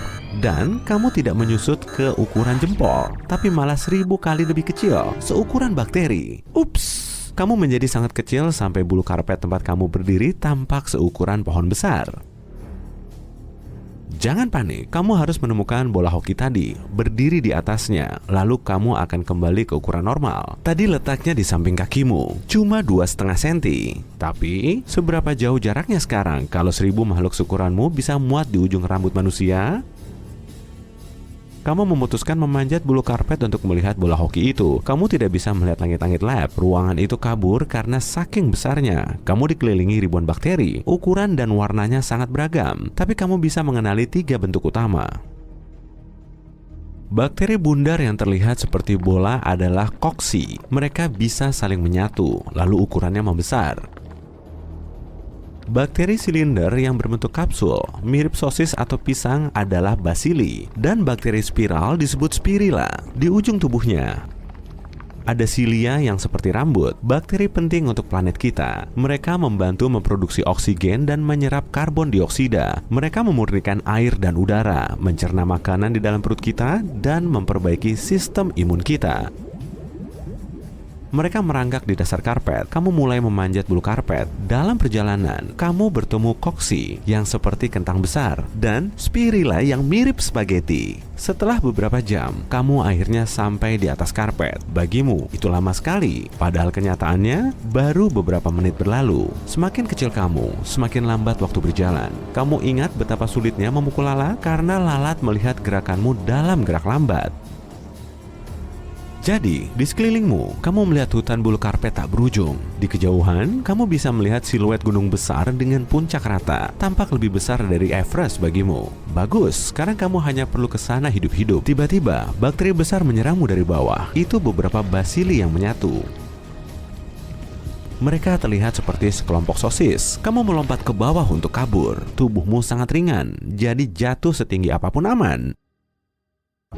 Kamu berlari melewati hutan lebat. Kamu sadar hampir semua bakteri mengejarmu. Kebanyakan mereka makan bahan organik seperti glukosa atau karbohidrat. Dan sekarang, kebetulan, kamu sumber karbohidrat terbesar. Mikrob yang lebih kecil menempel di kaki, lengan, dan wajahmu. Kamu menggoyang mereka, lantas jatuh. Beberapa basili yang menyatu mendekati, tapi kemudian benda bundar dengan ujung runcing, ukuran bola sepak, menimpa mereka. Bola ini banyak, dan kamu sadar itu virus. Mikroorganisme yang tak bisa terpisah dari bakteri. Untuk berkembang biak, virus harus menginfeksi makhluk hidup.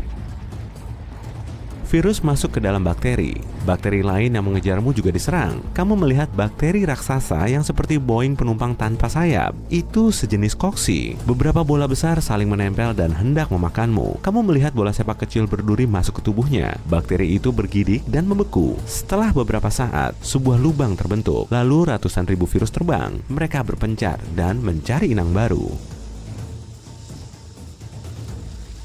Bola berduri terbang ke arahmu dengan cepat. Kamu mengambil segenggam serat dan mengayunkannya seperti bat bisbol. Virus itu kamu lawan satu persatu. Batmu patah, lalu kamu kabur. Sepertinya kamu aman sekarang. Kamu memasuki ladang besar. Hanya ada bakteri di sini. Kamu sadar ini titik kecil di karpet yang tak sengaja terbakar beberapa bulan lalu. Ada miliaran mikrob di sini, dan mereka berkembang biak dengan cepat. Satu bakteri membesar dan membelah diri jadi dua. Setelah beberapa menit, dua bakteri ini juga membesar dan membelah diri lagi. Sekarang, sudah ada 4. Koloni bakteri tumbuh dengan sangat cepat. Dengan reproduksi secepat itu, satu bakteri bisa menghasilkan keturunan berbobot 1 ton dalam 24 jam. Setelah 5 hari, bakteri akan bisa memenuhi seluruh laut dan samudra. Untungnya, kecepatan mereka membelah diri sama dengan kecepatan mereka mati. Udara kering, cahaya matahari, suhu tinggi, kelembapan, semua fenomena ini mengendalikan populasi mikrob. Dengan kondisi ideal, bakteri bisa mengambil alih seluruh dunia. Kamu berjalan melewati ladang mikroorganisme. Bakteri besar memakan bakteri kecil. Mereka berlipat ganda dan hancur. Ini adalah lautan kehidupan. Kamu merasa kakimu tersangkut. Kamu menginjak sesuatu yang lengket. Tepat di bawahnya, bakteri spiral merangkak dari lantai. Dia terhubung dengan bakteri lain dan tak memiliki bentuk jelas. Tampak seperti biomasa berdenyut tanpa wujud. Makhluk ini menempel di tubuhmu, membungkusmu. Kamu merasa seperti diserap oleh jeli hangat. Bakteri itu menekan dadamu. Sulit bagimu untuk bernapas dan bergerak pada saat ini. Sesuatu yang seperti sekrup logam menusuk bakteri. Berikutnya, berlian besar menusuknya. Setelah itu, beberapa kaki halus tipis seperti jarum melengkung juga masuk. Semua detail ini bersatu dan membentuk makhluk aneh di dalam mikrob tadi. Sebuah berlian menempel di satu ujung skrup dan kaki jarum menapak. Beberapa puluh makhluk ini masuk ke tubuh si jelly. Mereka menyambung dan membentuk pasukan robot. Semua makhluk ini keluar dari lubang kecil di dalam bakteri dan merobek mikrob sampai berkeping-keping. Kamu kabur dan mendapati dirimu dalam kekacauan. Robot kecil dengan berlian di kepalanya itu disebut bakteriofag. Terlepas dari penampilannya, mereka tercipta alami, bukan buatan. Tujuan bakteriofag ini adalah menyerang dan menghancurkan bakteri dari dalam. Seperti itulah mereka berkembang biak. Makhluk ini ada di sekitar kita di mana-mana dan mengendalikan populasi mikroorganisme. Saat bakteri berlipat ganda di dalam tubuh manusia, mereka meninggalkan produk limbah busuk. Limbah ini berbahaya bagi tubuh, jadi harus dilawan. Terkadang, dokter menggunakan bakteriofag agar mereka membantu menyingkirkan mikrob jahat. Mereka hanya menyerang bakteri. Dan sekarang, kamu melihat ratusan miliar bakteriofag menghancurkan miliaran bakteri. Berlian berjalan itu melompat ke dalam bakteri, membenamkan kepala mereka ke dalamnya dan melepaskan kode genetik bagian terpisah yang terbentuk dalam bakteriofag baru. Kamu meneruskan perjalanan dan mengambil beberapa berlian untuk berjaga-jaga. Perjalanan masih panjang, tapi setelah beberapa minggu, kamu akhirnya berhasil mencapai bola hoki. Dalam alur waktu normal, ini sudah 1 jam. Kamu lelah, tapi kamu harus memanjatnya. Bola hoki itu sangat tinggi sampai kamu tidak bisa melihat bagian atasnya. Kamu tidak boleh tidur, karena bisa saja bangun di dalam mikrop lainnya. Masih ada banyak bakteriofag di sana, tapi kamu tak mau ambil risiko. Tabrakan memakakan telinga menguncang udara. Suaranya seperti turbin pesawat yang menyala di samping telinga. Kamu menatap ke atas. Makhluk seukuran kota mendarat di karpet dari langit. Sayapnya mengepak dan bersuara. Kepakannya menimbulkan badai. Kamu mencengkram bulu karpet agar tidak terbawa terbang. Makhluk itu bau. Salah satu kakinya mirip gedung pencakar langit. Kamu sadar itu lalat. Ini kesempatanmu untuk naik ke bola hoki.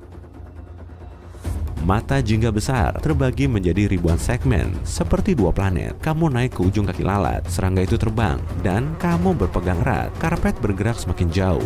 Dari atas sini, kamu melihat bagian atas bola hoki. Bola itu sangat lebar sampai kamu tidak bisa melihat ujung bundarnya. Kamu melepaskan lalat itu dan jatuh. Di udara, kamu melihat jutaan bakteri. Akhirnya, kamu mendarat di permukaan bola hoki keras. Mesinmu aktif, dan kamu kembali ke ukuran normal. Kamu memang beruntung.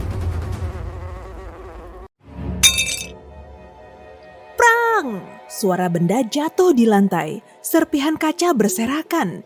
Di dalam kamarmu yang gelap dan hening, bunyinya terdengar begitu nyaring. Berisik amat sih, waktunya tidur nih. Sambil bersungut-sungut, kamu meraih ponsel. Masih jam 3 pagi, yang bener aja. Kucing! Parahnya lagi, hal ini terjadi setiap malam. Kucingmu begitu bebasnya berlarian di rumah sambil meraung-raung dan menjatuhkan barang. Jangan bilang kamu salah mengadopsi kucing loh ya. Enggak lah, hal ini sangat normal kok. Seringnya kucing punya banyak energi yang terpendam sehingga perlu disalurkan. Kemungkinan kucingmu kebanyakan tidur. Pada siang hari ia tidak banyak bergerak, sehingga mencoba mencari cara untuk menggunakan energinya itu di malam hari. Jika kamu baru saja pindah rumah, kemungkinan sudah ada serangganya. Kucingmu punya daya pendengaran dan penciuman yang sangat sensitif. Serangga ini memicunya bergerak. Kebanyakan serangga lebih aktif di malam hari. Kucingmu tak akan bisa beristirahat dengan adanya kekacauan ini. Sebaiknya segera basmi serangga yang ada di situ. Kalau kucingmu tidak mau tenang juga saat siang hari, bawalah ke dokter hewan. Mungkin ada sesuatu yang membuat fisiknya tidak nyaman, misalnya karena kutu. Kalau kamu lelah karena tidak bisa tidur nyenyak di malam hari, coba pakai beberapa trik cerdas sehingga anabulmu juga bisa tidur nyenyak. Eits, tapi sabar dulu. Kita juga perlu tahu, memangnya kenapa sih kucing mengeluarkan cicitan? Kamu pasti pernah mendengar kucingmu mengeluarkan bunyi pendek bernada tinggi kan? Biasanya bunyi ini menandakan insting berburu kucing yang sedang aktif saat melihat burung atau serangga. Anabulmu juga bisa kok mengeluarkan bunyi dengkuran karena melihat mainan. Kucing juga kadang menggertakkan giginya. Sebagian ahli meyakini kucing akan berperilaku begini saat sedang frustrasi. Target mangsanya terlihat begitu dekat, cuma di luar jendela, tapi tidak bisa dijangkau. Sebagian ahli lain menganggap perilaku aneh ini menandakan kalau si kucing tengah bersiap untuk menangkap mangsa. Seperti kebanyakan kucing, si pusmu kemungkinan juga menggosok-gosokkan kepalanya ke tubuhmu atau benda lain. Kalau sudah begini, kamu dan benda sekitarnya sedang ia tandai dengan baunya, lalu diklaim sebagai kepunyaannya. Terkadang, kucingmu tiba-tiba menjatuhkan barang yang tergeletak di meja. Pasti kamu mengira kalau ia sedang membuatmu kesal, tapi sebenarnya si koceng sedang bosan atau penasaran. Ia perlu hiburan, jadi jatuhkan saja barangnya. Untuk mengurangi kebiasaan ini, coba belikan mainan baru. Wah iya, kamu tahu nggak kenapa bumi kita tidak datar? Kalau datar, tentu si meong sudah menjatuhkan semua benda dari permukaannya. Iya, tahu kok kalau leluconnya garing. Nah, kalau kucingmu berbaring telentang di hadapanmu, berarti ia sedang memberi pujian. Dalam dunia perkucingan, telentang merupakan posisi yang sangat lemah. Kalau kucingmu tidak takut menunjukkan perutnya yang terbuka, berarti ia mempercayaimu. Dan kalau kucingmu berguling-guling di lantai, artinya ia sedang bermain-main. Kucing memang lucu dan imut ya. Dikiranya akan muat berada di tempat-tempat super sempit. Sebagai bentuk pertahanan diri, kucing akan merasa nyaman berada dalam vas bunga, wastafel, atau bahkan kardus sereal. Tempat-tempat ini membuatnya merasa aman. Ia juga bisa mengamati keadaan sekitar dari kejauhan, sehingga tidak akan ada yang bisa mengintainya. Kucing juga bisa mengusik perbincanganmu di telepon karena cemburu dengan semua perhatian yang kamu berikan ke lawan bicaramu. Tandanya, kamu perlu menghabiskan lebih banyak waktu bersama anabulmu itu. Kalau kamu melihat kucingmu duduk dalam posisi seksi, misalnya kakinya terbuka lebar, tenang sajalah, artinya ia sedang merasa tenang, rileks, dan senang. Terlebih lagi, ia mempercayaimu. Di dekatmu, ia aman. Apa kamu pernah melihat kucingmu menggigit kuku kakinya? Kemungkinan sedang perawatan kuku sih, atau sedang gelisah. Jadi, inilah kebiasaan buruknya untuk menenangkan diri. Sebagian dari kita juga menggigit kuku kan saat sedang bosan atau gugup. Kucing juga begitu. Setelah makan, anabulmu juga mungkin mencakar-cakar pinggiran wadahnya atau malah menutupnya dengan sobekan kertas. Perilaku ini wajar kok, si kucing ingin memastikan makanannya aman dan terlindungi. Kamu perlu berbangga loh pada anabulmu kalau ia membawakanmu hasil tangkapannya. Tikus yang ada di atas bantal memang terlihat iuh, tapi dengan menaruhnya di situ, kucingmu sedang mengatakan kalau kamu termasuk dalam kelompoknya dan ia sangat menyayangimu. Mungkin juga kan ia sedang berterima kasih dengan cara nyentriknya? Kamu kesulitan membuka buku atau laptop karena si meong sudah terlebih dulu melompat di atasnya. Ia tahu loh, dengan begini kamu akan memperhatikannya dan mungkin memberi elusan hangat. Dasar koceng. Kamu mungkin juga pernah melihat kucingmu menyeringai. Fenomena ini punya istilah ilmiahnya sendiri yang terlihat seperti lekukan bibir mencibir. Tapi ekspresi ini tidak ditujukan kepadamu kok, tapi merupakan reaksi terhadap pesan tersembunyi dari kucing lain. Kucingmu mencium feromon dari kucing lain di dekatnya. Kerutan bibirnya terbentuk saat ia memerangkap feromon dengan lidahnya di langit-langit mulutnya. Kucing jantan lebih sering menyeringai daripada kucing betina. Kalau kucingmu menatapmu dalam-dalam, segera lari berlindung. Predator minimu akan segera menerkam. Hewan ini suka mengamati calon mangsanya. Dengan begini, ia akan tahu usahanya takkan sia-sia saat akhirnya menyergap. Kamu juga perlu menjauh kalau telinga anabulmu menyentak. Ia sedang memperlihatkan rasa cemas dan takutnya. Kalau kamu mengganggunya, ia bisa menyerangmu. Tapi kalau telinganya tegak ke atas, ia sedang mendengarkan bunyi yang menarik perhatiannya. Pasti senang kan kalau kamu mendapat ciuman sipus dari anabul? Yaitu saat ia berkedip pelan ke arahmu. Para ahli meyakini beginilah caranya menunjukkan kasih sayang. Nah, coba balas kedipannya juga. Kemungkinan sipus akan terus mengirimkan ciuman ke arahmu. Saat kucing mengeong dengan suara pelan dan imut, tandanya ia sedang menyapamu. Setelah itu, kemungkinan ia akan melompat ke pangkuanmu dan minta dipeluk. Tapi kalau suaranya keras dan mendesak, kemungkinan ia sedang lapar. Sebaiknya segera beri makan atau jelaskan alasanmu menunda memberinya makan. Kalau kucingmu tidak mau melihatmu, sudah tinggalkan saja sendiri. Kucing kan juga perlu me time sepertimu. Kadang ia cuma perlu sedikit ruang untuk menyendiri dan menyepi. Kalau kamu tidak mengusiknya, ia akan lebih mengapresiasimu. Dan kalau ia perlu pelukan, ia akan kembali juga kok. Oke, seperti yang sudah kujanjikan tadi, akan kubagikan trik-trik yang bisa membantumu menghilangkan mata pandamu gegara anabul. Saat kamu tidur, matamu bergerak-gerak di balik kelopaknya. Kalau kucingmu ada di dekatmu, bisa-bisa ia akan penasaran lalu menampar wajahmu. Biar tidak kena sial, sebaiknya jangan biarkan si pus masuk ke kamarmu pada malam hari. Kalau ia menggaruk-garuk pintu sambil berisik, halangi pintunya dengan benda-benda yang dibenci kucing. Misalnya double tape, aluminium foil, atau potongan karpet vinil. Berikan makan si pus dalam porsi terbanyaknya di malam hari. Setelah kenyang, kemungkinan besar ia akan tertidur. Sebelum tidur, kamu perlu bermain-main dengan kucingmu selama mungkin. Gunakan mainan yang bisa bergerak-gerak dan menggantung, layaknya gerakan mangsa kecil seperti tikus atau burung. Terus hibur kucingmu sampai ia lelah, sehingga kamu bisa tidur nyenyak. Kalau kamu banyak tinggal di rumah, buat kucingmu capek dengan permainan yang memerlukan banyak gerakan. Semakin banyak geraknya di siang hari, tidur malamnya akan semakin nyenyak. Nah, kalau anabulmu senang berinteraksi dengan kucing lain, adopsi juga kucing lain. Kemungkinan keduanya akan bermain bersama dan mengabaikanmu sendiri.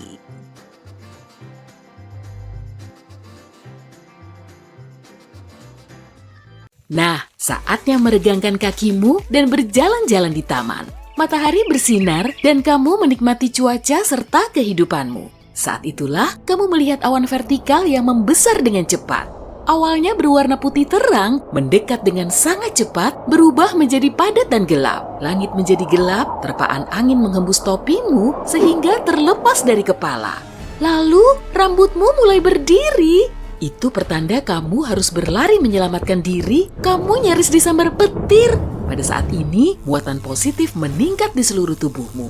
Muatan itu akan mencapai bagian badai yang bermuatan negatif. Jika kamu tidak bereaksi cepat, kedua muatan akan bertemu dan akan berakhir buruk bagimu. Jika tidak ada tempat bersembunyi, jongkok dan buatlah dirimu lebih kecil dari benda-benda di sekitar. Jangan berbaring di tanah, kemungkinan tanahnya basah sehingga bisa menghantarkan listrik dengan baik. Ada juga tanda-tanda lain yang mengisyaratkan bahaya saat badai petir. Telapak tanganmu mungkin mulai berkeringat, kamu mungkin mendengar bunyi berderak, mendengung, atau bergetar aneh yang berasal dari benda-benda logam di dekatmu.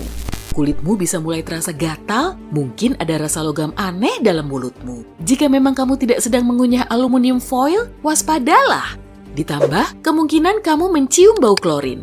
Itu ozon, muatan listrik memecah molekul nitrogen dan oksigen, yaitu gas utama penyusun atmosfer menjadi atom-atom yang terpisah. Ketika atom-atom itu menyatu lagi, sebagian menghasilkan molekul yang terdiri dari 3 atom oksigen. Itulah ozon. Kamu bisa mencium baunya selama badai petir sebab hembusan angin turut membawanya dari ketinggian mencapai ketinggian hidungmu. Kamu bisa memperkirakan seberapa dekat sebuah badai petir dengan mengukur waktu antara kilat terlihat dan petir terdengar. Setiap 5 detiknya berarti berjarak sekitar 1,5 kilometer. Langit di atas kepalamu menjadi gelap dan berubah warna menjadi hijau tak menyenangkan. Sesuatu menghantam pipimu. Aduh, sakit. Kamu memungut benda yang menghantammu.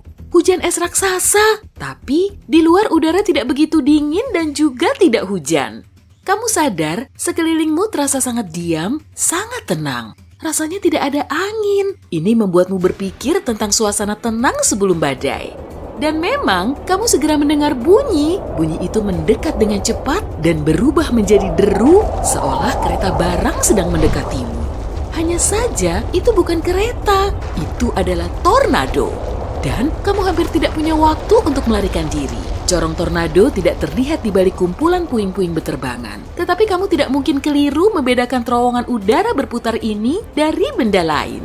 Jika saat tornado terjadi, kamu sedang berada di jalan, menjauhlah sejauh mungkin dari mobilmu. Ini akan mencegah kendaraan itu meluncur cepat ke arahmu. Cari parit, tiaraplah di dalamnya. Dan lindungi kepalamu. Jika kamu di dalam rumah, menjauhlah dari jendela dan kalau memungkinkan, berlindunglah di ruang bawah tanah. Sekarang, kamu berada di tepi laut, berjalan menyusuri pantai sambil menikmati angin sepoi-sepoi. Tiba-tiba tanah di bawah kakimu mulai bergetar. Pasti ini gempa bumi. Keanehan lain yang kamu lihat adalah air surut dari pantai dengan kecepatan luar biasa. Air meninggalkan dasar laut terbuka, terumbu karang, dan bahkan ikan. Saat itulah kamu mendengar bunyi menderu di kejauhan. Tsunami! Dan kamu hanya punya beberapa menit untuk menyelamatkan diri. Segera cari tempat tinggi. Sebuah gelombang raksasa sudah melesat cepat menuju pantai. itu bukan satu-satunya cara tsunami mencapaimu. Tsunami tidak selalu datang menghempas pantai sebagai sejumlah gelombang raksasa. Tsunami bisa tampak seperti gelombang pasang yang cepat naik. Ia biasanya terjadi karena turbulensi bawah air yang hebat. Ia menarik orang yang berada di bawah permukaan laut dan melemparkan benda-benda berat ke sekitar. Kamu juga bisa melihat air laut bergelembung, berputar-putar, dan membentuk pola-pola aneh. Ini pertanda lain akan datangnya tsunami. Anjingmu gelisah. Ia mencakar-cakar pintu, berlarian di dalam rumahmu, dan mencoba berlindung di sudut. Anjing yang biasanya tenang dan jinak, sekarang melolong dan menggonggong. Cuaca juga sudah kacau dalam beberapa hari terakhir, satu hari panas dan dingin membeku 24 jam kemudian. Ditambah, sungai kecil di dekat rumahmu berubah menjadi hidup, bergelembung ketika mengalir. Baru ketika gelas-gelas mulai berdentingan dalam lemari mula, kamu menyadari artinya. Bunyi denting itu disebabkan oleh getaran awal, gempa-gempa kecil yang mendahului gempa utama. Gempa bumi sering terjadi dalam rangkaian. Kalau terjadi beberapa gempa lemah, kemungkinan gempa yang jauh lebih besar akan segera menyusul. Beberapa saat sebelum gempa, mungkin kamu melihat sinar biru aneh. Sebagiannya seperti berasal dari tanah, yang lain melayang-layang di udara. Inilah yang disebut cahaya gempa bumi. Berasal dari batuan yang mengalami tekanan sangat besar, cahaya ini bisa dilihat berhari-hari atau beberapa detik saja sebelum tanah mulai bergoncang. Namun begitu, para ahli meragukan keberadaan cahaya gempa. Jika kamu merasa akan terjadi gempa bumi dan kebetulan ada ikan lele dalam akuariummu, perhatikan perilakunya. Para ilmuwan telah membuktikan spesies ikan ini bisa bereaksi terhadap getaran bumi. Ikan itu menjadi gelisah ketika aktivitas seismik tinggi. Sebagian serangga dapat merasakan akan datangnya badai. Mereka mempersiapkan diri untuk menghadapi bencana alam dengan menghentikan gerakan apapun. Karena itu, jika kamu melihat banyak serangga di sekitarmu tampak mengantuk, carilah tempat berlindung. Adapun lebah, mereka bisa meramalkan hujan badai lebat. Mereka mulai bekerja lebih giat sehari sebelum mulai hujan. Gelombang laut persegi muncul ketika dua pola gelombang yang berbeda saling bertabrakan. Fenomena ini sepertinya luar biasa, tetapi hanya kalau dilihat dari pantai. Jangan sampai kamu punya pikiran ingin masuk ke laut untuk bermain dalam gelombang semacam itu ya. Di tempat itu ada arus silang di bawah air yang bisa dengan mudah menyeret perenang andal sekalipun. Dan jika kamu melihat gelombang berombak-ombak membawa puing-puing dan rumput laut, tetaplah di luar air juga. Bisa jadi itu adalah pertanda akan datangnya arus pecah yang kuat. Arus ini bisa menghanyutkanmu jatuh ke laut. Jika kamu melihat benda hijau berbau di permukaan laut atau danau, menjauhlah dari air. Bisa jadi itu adalah ledakan populasi alga berbahaya. Kamu tidak dapat mengetahui beracun atau tidaknya pada pandangan pertama. Itu sebabnya lebih baik menghindar sama sekali. 3-4 hari sebelum datangnya siklon tropis, permukaan laut atau samudra bisa naik sampai setinggi 2 meter. Gelombang menghempas pantai setiap 9 detik, semakin dekat siklon tropis, semakin cepat ombak memecah pantai. Ketinggian laut juga bisa meningkat lagi sampai 5 meter. Langit bertabur awan-awan lembut tipis, sekitar 36 jam sebelum siklon tropis mencapai pantai, tekanan atmosfer mulai turun. Setelah itu, angin bertiup lebih kencang. Awan tipis seperti rambut muncul di langit. 18 jam sebelum siklon tropis sampai di pantai, langit terbuka dan mulai turun hujan.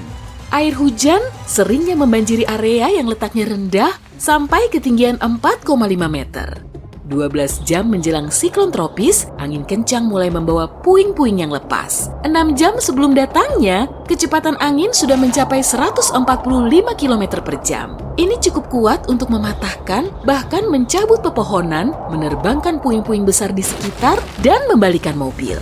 Omong-omong, misalkan kamu sedang berlayar dan beberapa hiu mengitari perahumu. Awasi mereka. Jika ikan-ikan predator itu tiba-tiba meninggalkanmu sendiri dan pergi menuju ke perairan dalam, itu bisa berarti siklon tropis sedang mendekat. Kembalilah ke darat secepat mungkin dan peringatkan orang lain. Jika selama hujan deras kamu mendengar bunyi menderu, mungkin itu banjir bandang yang sedang bergerak ke arahmu. Jika saat itu kamu berada di dekat sungai, mungkin akan terlihat puing-puing hanyut terbawa aliran air. Warna air bisa berubah menjadi keruh serta gelap. Tanda-tanda ini seharusnya menyalakan bel peringatan dalam otakmu. Jika nalurimu benar, kamu tidak boleh buang-buang waktu lagi. Cobalah menjauh dari tempat itu secepat mungkin. Banjir bandang seringnya mematikan. Jika kamu sedang berada di alam liar, perhatikan air di anak sungai dan sungai. Jika airnya berkurang atau bertambah dengan cepat, bisa jadi ini adalah tanda akan terjadinya tanah longsor. Dan kalau kamu melihat airnya berubah menjadi lumpur, jangan tunggu bukti lebih banyak. Segeralah menyingkir dari tempat itu. Oh wow, ada lubang di dasar lautan. Sepertinya lautan itu mengalami kebocoran. Tapi ini tidak seperti kebocoran yang kamu bayangkan, di mana air mengalir keluar. Ini lebih seperti mata air karena air mengalir masuk, bukan keluar. Kebocoran unik ini adalah sesuatu yang kita kenal sebagai oasis Pythia. Seorang mahasiswa pasca sarjana adalah orang yang secara tidak sengaja menemukannya. Dia melihat gelembung-gelembung yang naik ke permukaan. Biasanya gelembung-gelembung di lautan memberitahu kita bahwa mungkin ada beberapa ventilasi hidrotermal yang merupakan titik panas untuk beberapa hal yang sangat keren. Ventilasi ini sebenarnya seperti mata air panas di dasar laut. Namun alih-alih menggelegak dengan air hangat, ventilasi ini melepaskan cairan yang telah dipanaskan secara berlebihan di kerak planet kita. Ketika air laut merembes ke dalam celah-celah ini dan bergerak jauh ke dalam kerak bumi, air laut bersentuhan dengan mantel yang sangat panas. Hal ini memanaskan air laut hingga mencapai suhu yang sangat tinggi. Dan saat bergerak kembali ke permukaan, air laut membawa gas dan mineral terlarut.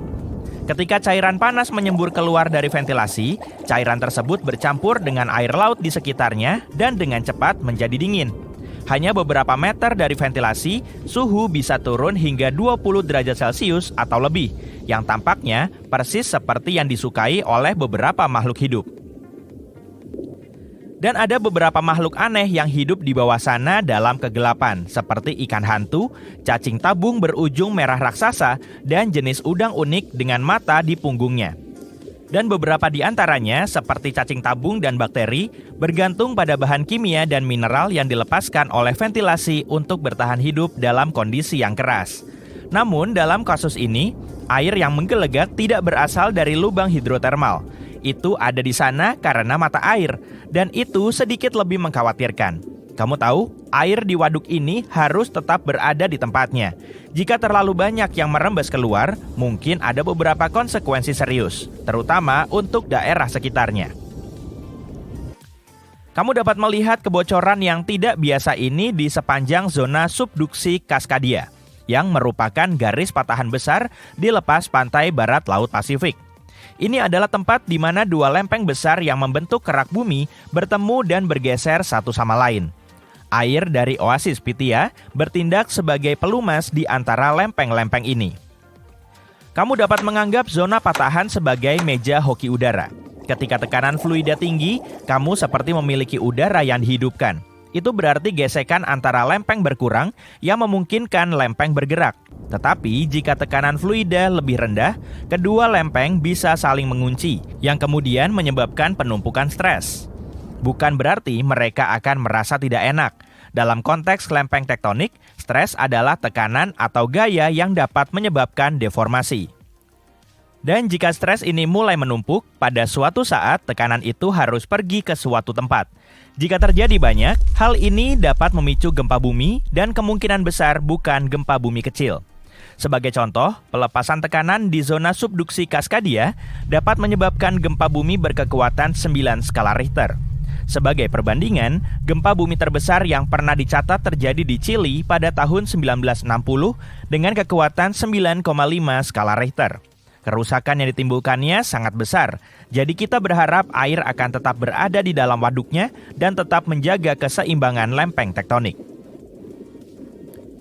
Kita baru menjelajahi 5% dari samudra. Siapa yang tahu berapa banyak hal keren yang ada di dasar lautan menunggu untuk ditemukan? Sebagai contoh, lihatlah benda-benda misterius yang ditemukan oleh para ilmuwan di kedalaman Samudra Atlantik, dekat Azores. Lubang-lubang itu tersusun rapi dan berjarak sekitar 10 cm, atau dalam beberapa kasus, bahkan beberapa meter. Mereka menyerupai tusukan yang ditinggalkan oleh mesin jahit. Beberapa orang berpikir bahwa lubang-lubang ini bisa jadi pusat asal biologis. Misalnya, beberapa ikan mungkin membuatnya saat berjalan di dasar laut. Yang lain percaya bahwa kita mungkin sedang melihat sesuatu yang dibuat oleh manusia, mungkin ditinggalkan oleh ban berduri. Tentu saja, lubang-lubang seperti itu sangat cocok untuk mengarang cerita tentang makhluk dari planet lain yang diduga membuatnya. Atau bahkan, mungkin monster legendaris seperti monster dari Loch Ness. Memang sulit untuk menjelaskan kesimetrisan lubang-lubang tersebut, tapi seorang ahli biologi laut dalam menawarkan penjelasan yang cukup bagus. Dia mengatakan bahwa mungkin ada hewan yang menggali di bawah sedimen. Dan dari waktu ke waktu, hewan tersebut bisa membuat cerobong asap kecil hanya untuk mendapatkan akses ke sirkulasi air bersih di dalam liang kecilnya. Maksudku, ada tumpukan sedimen di sekitar bukaan setiap lubang, dan itu mendukung gagasan bahwa ada sesuatu yang mendorong tanah dari bawah. Tapi masih belum ada bukti bahwa lubang-lubang ini benar-benar terhubung di bawah permukaan. Dan ada banyak hal yang tersembunyi di dasar samudera dan lautan yang ditinggalkan oleh peradaban kuno untuk kita. Sebagai contoh, para arkeolog membuat penemuan yang sangat keren di lepas pantai selatan Kroasia. Sebuah jalan yang tersembunyi di bawah lapisan lumpur laut yang berusia 7.000 tahun. Mereka menemukan jalan kuno itu di situs Neolitikum Solin yang tenggelam. Situs Solin adalah sebuah pulau buatan manusia pada zaman kuno dan seorang arkeolog menemukannya 2 tahun yang lalu. Dia sedang mempelajari citra satelit di daerah sekitar Korčula, salah satu pulau di Kroasia yang indah. Ketika dia menyadari bahwa mungkin ada sesuatu yang menarik di dasar laut, dia menyelam ke dalam air bersama rekannya. Dan di bawah permukaan Laut Adriatik, yang merupakan bagian dari Laut Mediterania pada kedalaman 4-5 meter, mereka menemukan dinding batu yang kemungkinan besar merupakan bagian dari pemukiman kuno. Daratan tempat orang membangun pemukiman tersebut dipisahkan dari pulau utama oleh hamparan tanah yang sempit. Untungnya, daerah ini terlindung dari ombak besar oleh pulau-pulau di sekitarnya, sehingga situs ini tetap relatif terawat dengan baik. Jalan ini sekarang tersembunyi di bawah permukaan laut dan tertutup lumpur, tetapi sangat menarik untuk membayangkan bagaimana orang-orang berjalan di jalan tersebut hampir 7.000 tahun yang lalu, mengunjungi permukiman di dekatnya. Jika kamu ingin melihat makhluk-makhluk paling aneh, kamu bisa pergi ke dasar laut. Sebenarnya, para ilmuwan telah menentukan bahwa mungkin ada lebih dari 30 spesies baru yang berpotensi ada di dasar Samudra Pasifik. Mereka telah mengumpulkannya dengan menggunakan kendaraan yang dikendalikan dari jarak jauh. Ini adalah langkah besar karena sampai saat ini mereka hanya bisa mempelajari makhluk-makhluk seperti itu melalui foto. Aku berbicara tentang cacing yang tersegmentasi, berbagai jenis karang, beberapa invertebrata yang mirip dengan kelabang, dan banyak lagi. Tetapi ada juga banyak makhluk aneh lama yang sudah kita ketahui yang terlihat seperti berasal dari film fiksi ilmiah. Gurita merah, blobfish. Oke, yang satu ini terlihat normal sampai kamu mengangkatnya ke permukaan. Hiu siluman, ikan berbisa sloan, cacing zombie. Ya, aku tahu. Mari kita lanjutkan. Dasar laut juga menyembunyikan benda-benda dari luar angkasa. Ada jejak-jejak plutonium dan besi yang langka di dasar Samudra Pasifik. Dan yang mengagumkan adalah semua ini berasal dari luar angkasa. Bahan-bahan radioaktif ini mungkin terbentuk saat terjadi bencana alam di luar angkasa dan akhirnya sampai ke planet tempat tinggal kita yang indah ini. Dan puing-puing luar angkasa ini kemungkinan besar muncul di bumi dalam 10 juta tahun terakhir. Setelah jatuh ke Samudra Pasifik dan mengendap di kedalaman hampir 1 mil, puing-puing ini menjadi bagian dari semua lapisan batuan di sana. Plutonium sangat menarik bagi para ilmuwan. Memang hanya sedikit sekali yang telah ditemukan, mungkin hanya ratusan atom. Tapi tetap saja luar biasa karena atom-atom ini tercipta dari ledakan bintang. Hal-hal seperti ini bisa membantu kita untuk lebih memahami bagaimana alam semesta menghasilkan elemen-elemen yang lebih berat daripada besi, seperti plutonium, emas, uranium, dan platina. Kita masih belum tahu pasti tentang asal-usul elemen-elemen ini. Untuk waktu yang lama, para ilmuwan meyakini kalau supernova, yaitu ketika bintang mencapai akhir hidupnya dalam ledakan dahsyat, bertanggung jawab untuk menciptakan elemen-elemen berat ini. Tapi tampaknya bukan hanya itu saja. Beberapa peristiwa kosmik lainnya, seperti tabrakan bintang neutron yang merupakan bintang runtuh yang sangat padat, atau beberapa jenis supernova yang langka, juga bisa terlibat. Wow, aku ambil popcorn dulu.